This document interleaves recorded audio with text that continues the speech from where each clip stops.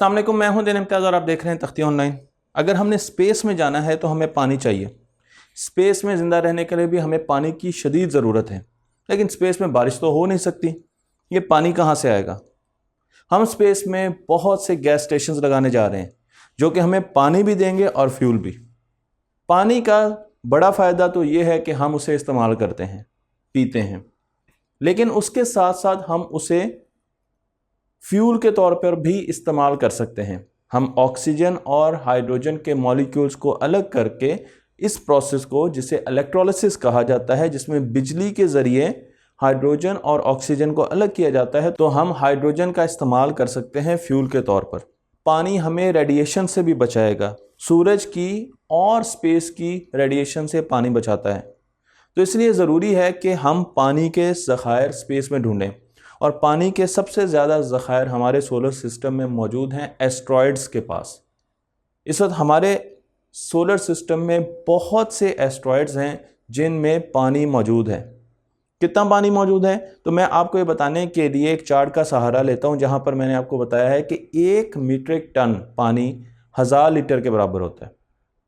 अगर आप 1 trillion metric ton की बात करेंगे तो 10 की ताकत 18 लीटर्स पानी होगा।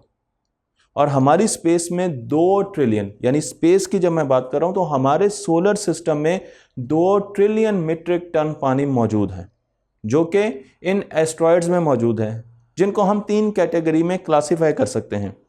पहली कैटेगरी है सी टाइप, दूसरी कैटेगरी है एस टाइप और तीसरी कैटेगरी है M type. C type category वो एस्ट्रॉयड्स होते हैं जो कि कार्बन कंटेंट रखते हैं, बहुत डार्क होते हैं, गहरे रंग के होते हैं, नज़र नहीं आते। कई मरतबा ज़मीन की तरफ आते हैं तो हमें पता ही नहीं चलता कि कोई एस्ट्रॉयड ज़मीन से टकराने के लिए आ रहा है। बहुत ख़तरनाक किस्म के एस्ट्रॉयड्स होते हैं, इसलिए इनसे बचने के लिए हमें कुछ तदाबीर करनी पड़ती हैं। जब इन पर रोशनी पड़ती है सूरज की, तो ये सारी की सारी रोशनी एब्जॉर्ब कर लेते हैं और हीट प्रोड्यूस करते हैं, यानी कि ग्लो करते हैं।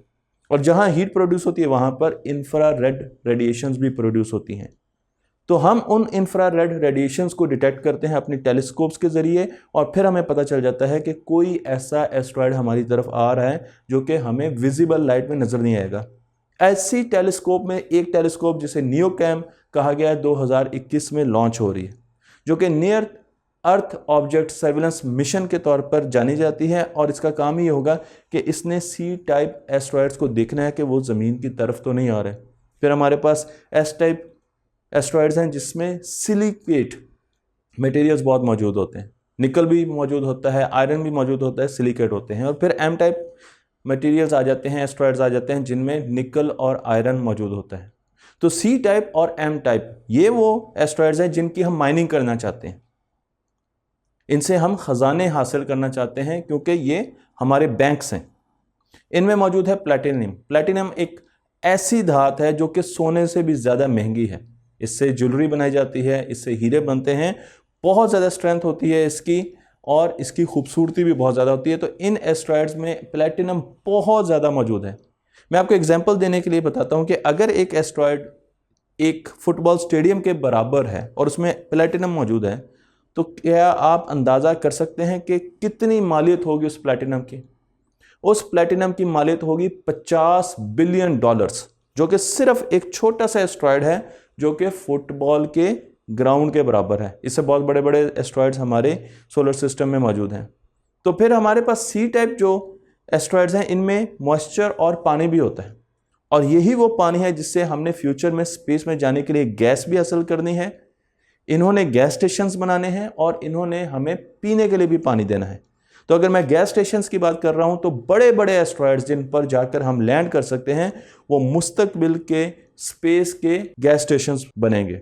इनके लिए हमने कुछ मिशंस भी शुरू किए हैं ताकि हम इन एस्ट्रॉयड्स को माइन कर सकें, हम इनको जांच सकें, इन पर रिसर्च कर सकें। उनमें से एक मिशन, कुछ मिशन मैंने आपको अपनी पिछली वीडियो में भी बताए थे जो एस्ट्रॉयड से मुतल्लिक थे। इस वीडियो में मैं आपको एक और मिशन के बारे में बताने जा रहा हूं, जो कि है ऑप्टिकल माइनिंग।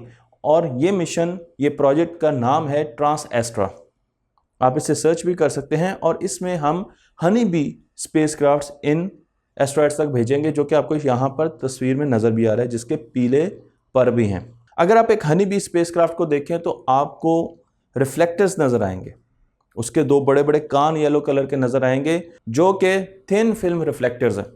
रोशनी इन पर पड़ती है और ये रोशनी को, सूरज की रोशनी को इकट्ठा कर लेते हैं और फिर उसे उस रॉक पे जो कि इसके अंदर होती है, इसने एक रॉक, एक एस्ट्रॉयड से एक बोल्डर, एक सैंपल लिया होता है, तो ये वो जो जितनी भी रोशनी इसके पास आती है ये उस रॉक पर बरसाता है, जो कि आपको तस्वीर में नज़र आ रहा है।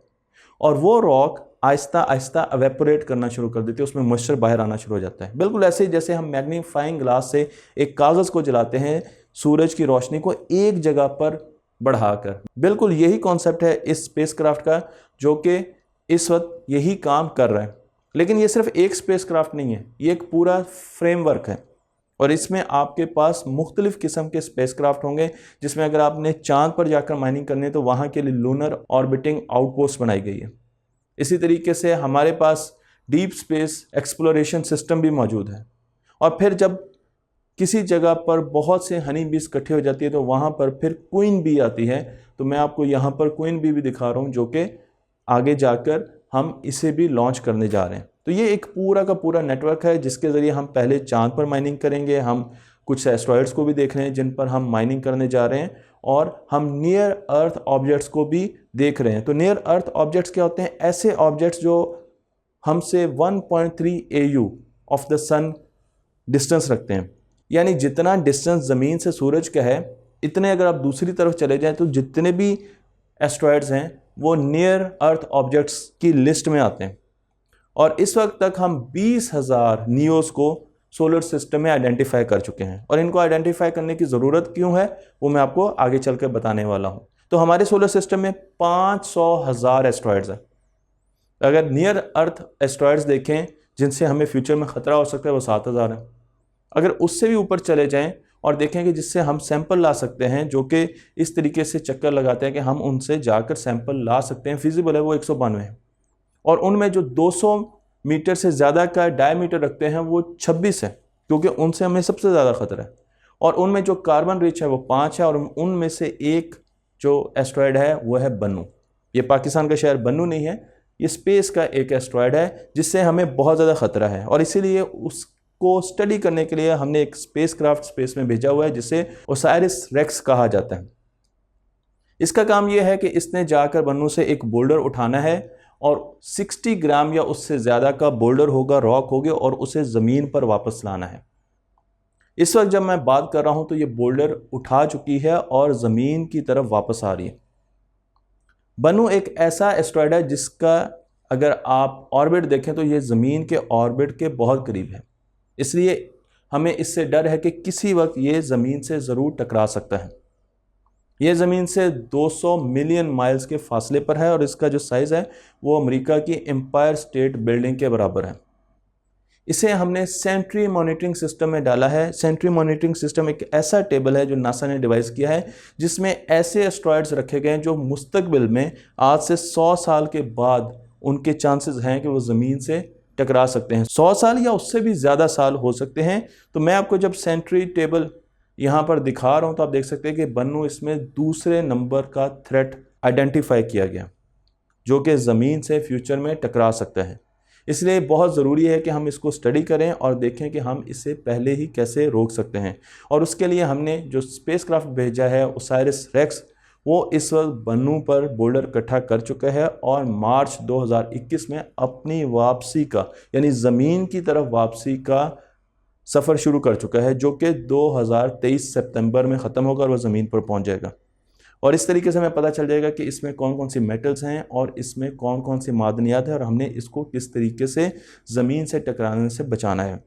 और ऐसे एस्ट्रॉयड्स जो कि ज़मीन से टकराएंगे नहीं, उनको हम फ्यूचर में गैस स्टेशंस बनाने जा रहे हैं, ताकि जब हम दूसरे सोलर सिस्टम्स तक जाएंगे तो जगह जगह पर हमें ऐसे एस्ट्रॉयड्स मिलेंगे जहां पर हम फ्यूलिंग करवा सकेंगे अपने स्पेसक्राफ्ट्स की। मुझे उम्मीद है कि आपको ये वीडियो पसंद आई होगी। तख्ती ऑनलाइन को लाइक कीजिए, शेयर कीजिए और इस इल्म को दूसरों तक पहुंचा दीजिए।